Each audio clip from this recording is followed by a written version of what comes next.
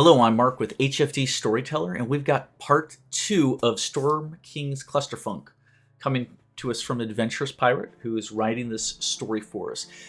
Part 2, Mitches and Stitches, TLDR at the bottom, content/trigger warning, torture. You're warned. Having captured the aforementioned goblin, the party decides to interrogate it, and it is here where they are first introduced to a non-module, DM insert, not self, NPC, a goblin who goes by the name of Mitch, is designated by introduction and a plaque tied around his neck. He openly admits in what is roleplayed as a thick, badly done Brooklyn accent. That's the only way to do a Brooklyn accent when you don't know how to speak like a Brooklynite. That he is working for an orc war boss in alignment with a nearby cave full of goblins. It is from these same caves where originated the raiders the party had already fought off, and where most likely the villagers of Nightstone were being held. Fled there during the Cloud Giant attack. The orcs were supposed to have reached the town by now, but must have been delayed by something. He's openly compliant with their questions, alluding to that he has no actual loyalty to his masters, but also a lackadaisical attitude towards his own survival. Some probing by the party would in future sessions go on to find hints of his backstory and his connection to a mysterious, wanted vigilante who goes by the name Hatchet Man. Long since thought dead, his name is, as one might guess, stems from a fearsome signature axe he wielded, in which Mitch himself is recognized to be carrying.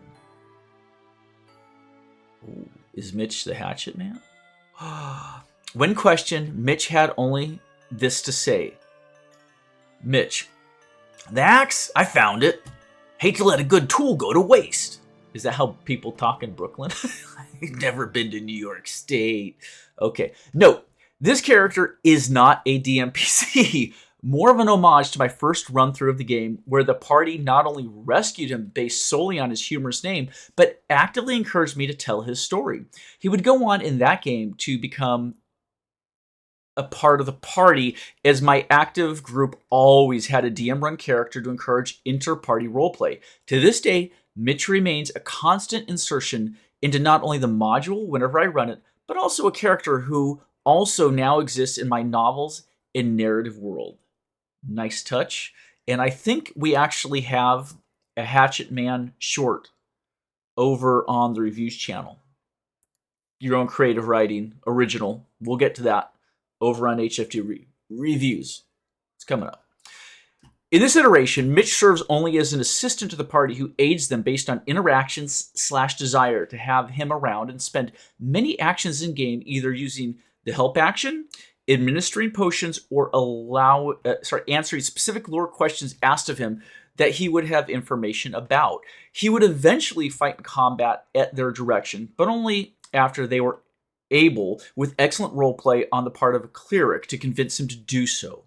I made sure to ask the party if they were comfortable with this kind of inclusion. Otherwise, Mitch would become a background character at best, i.e. driving their cart of supplies if they even kept him around at all. They all agreed they wanted to learn his story, and the following encounters cemented their desire to also have him fight alongside them. For what I interpreted as in-character reasons, I am in no way, however, tried to make him the main character, just a more direct way to encourage roleplay within the party. Yeah, I don't think that's uncommon.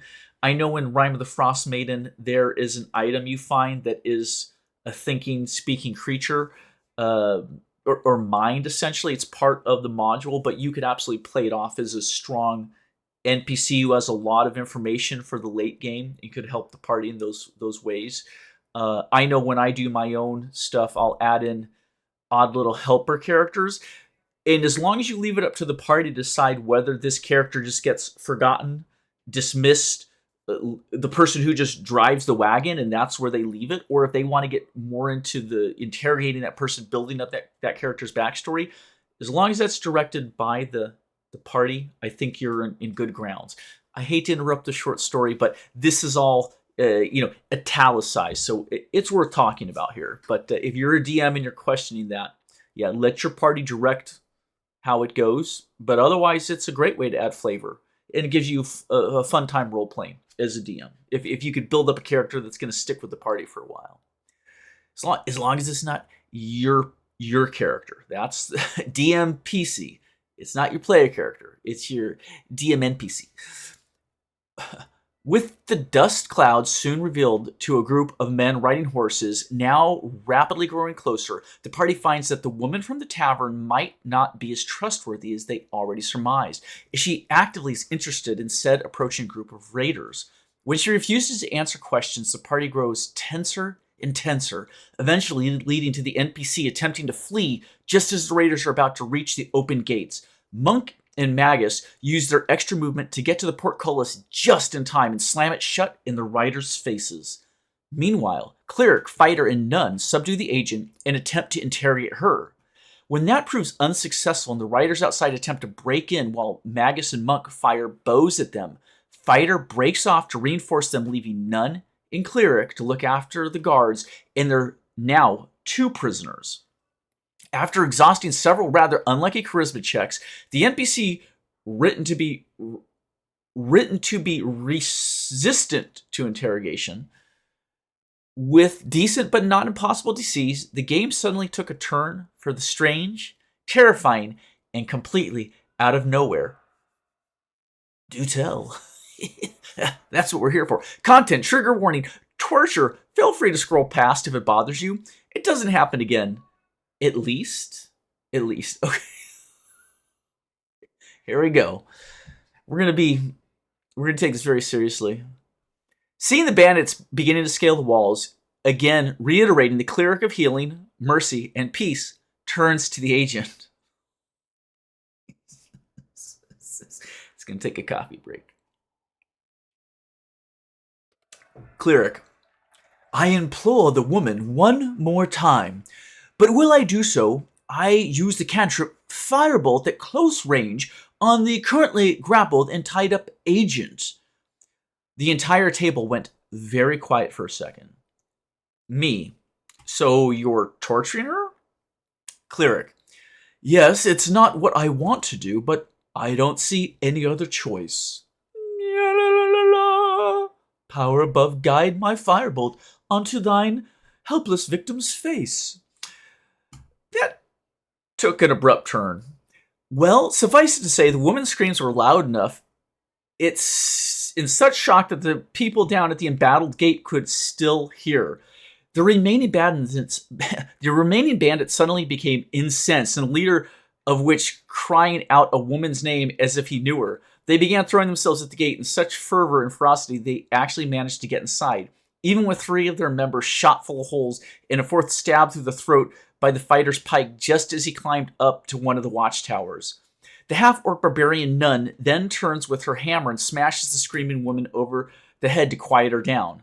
Given her minorly significant relevance to the Chapter 2 arc and a larger in-game faction in later chapters, I gave the NPC a one-time death saving throw. Not something I normally do, so I'm not taking agency away from the players or causing unneeded ruling/dice clutter. She succeeded. So instead of splattering this minor league but named character's brains across the bridge and thus creating a lot of headaches for later, she just got knocked out. The Zentarim will remember that. The Zentarim will remember that. The criminal organization, obviously. It could personally, if I could personally interject my own thoughts for just a moment before I end this part. I feel something is needed to be said now that I've said what was my version of the tale. I personally could have seen a lot of options to go there that didn't have to include torture, but then again, I am the DM. That's right. So in the italics parts, I can editorialize, right? That's fair.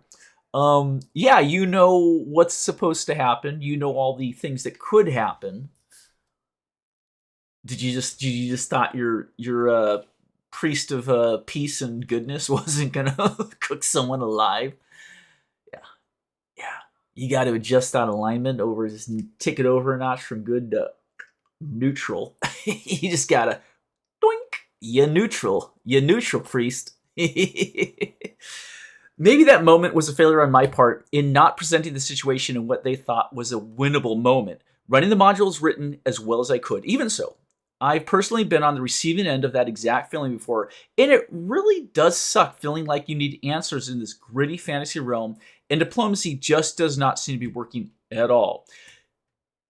If somehow one of you two are reading this, I am sorry for this and future personally caused drama. This part just really, really bothered me. I've made a point over the years to better state what content I don't like seeing in my games. My greatest failing is not talking to you more directly about the issue we had. Maybe if I had, we could have gamed together longer. Set expectations. That's a session 0 there. Yeah. Little murder hoboism, torture, romance getting a little too not behind the scenes, that kind of thing. It's just like, it's like you can fall in love with someone. I just don't want to role play your romance with it. No, I draw a line. Session 0. Okay. Back down at the gate, Monk and Magus are fighting the bandits that got in while Fighter insists to solo the bandit leader. It was an awesome fight, to be fair. They both had great hits and massive misses all around. But given the bandit dude had way more hit points than a rule standard level 2 fighter can feasibly deplete by himself without insanely better luck, he ended up winning. I made sure to compliment Fighter on how well he fought, but I suspect he still wasn't happy to have lost. Why? Your bosses are meant to be soloed? That's not how adventures work. At the very least, he wasn't in danger of dying, as after seeing themselves surrounded by the rest of the party with most of his men downed or injured, the Zentarim surrendered. Short rests are taken, and we end the session there. End of part 2. Final note, the cleric and I did talk a bit after the session about the torture scene, establishing it as a very evil action to take, and there would be consequences if that sort of thing happened again. Yes. She admitted to being anxious and flustered in the situation, which I understood. It was a difficult choice, but she'd been amazing up to then, so I wanted to keep going. TLDR, party engages in a fight against bandits. 2 players resort to torture out of feeling anxious, but everyone feels ready to move on after it's resolved. Amazing. And I think you key on something very important there, Adventurous Pirate. Obviously, your players, your party, are going to surprise you sometimes. And in the moment, if you don't know how to handle it, just follow the fiction that they're providing. It is kind of their story in a sense, or certainly they have the, the agency to do what they want with their character, so you just kind of got to go with their agency. But as you say here, consequences. That's a good way to balance that out after the fact. You don't need to think the consequence in the moment, DMs. Take the time between sessions to develop the consequences for what happened, but make sure when the consequences do come around, either later in the session or in the next session, you do a little meta side note and say, yeah, this is, I know that's a little extreme what this is, or seems a little unfair, but it is a consequence of this other thing, folks. This world is kind of real, so if you just axe the tavern keeper and his whole family because you got in a fight over not wanting to pay for the wine, the posse is going to be sent after you by the local lord. And they're going to be ready to take a party of powerful adventurers into custody. And that's why you're in jail right now. FYI. Consequences. Yeah. So, thank you for the story. I am looking forward to part 3. If you listened, take care.